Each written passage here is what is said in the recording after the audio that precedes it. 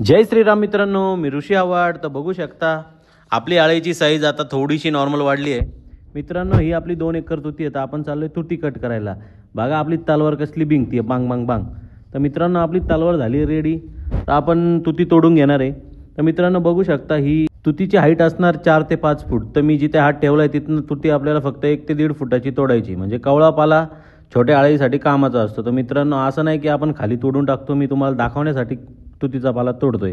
तर मित्रांनो तुतीचा पाला उरकून आपली मोनी डार्लिंग आपल्याला घ्यायला आलेली आहे. तर आपल्याला रस्ता दाखवते. तर आपण तुतीचा पाला घेऊन चाललोय घरी.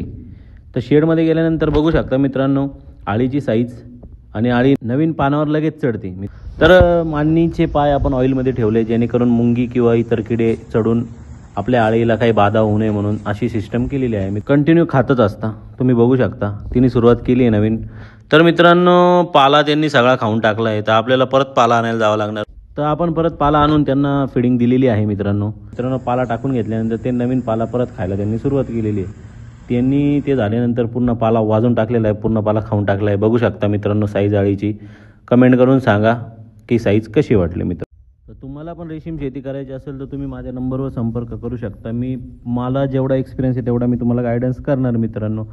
तर तुम्ही काळजी ही घ्यायची की शेडमध्ये येणाऱ्या व्यक्तींनी हायजीन मेंटेन करायचे किंवा शेडमध्ये येणारे व्यक्ती हे 1 ते 2 असावं. भेटूया उद्याच्या व्लॉगमध्ये. रामकृष्ण हरी मित्रांनो.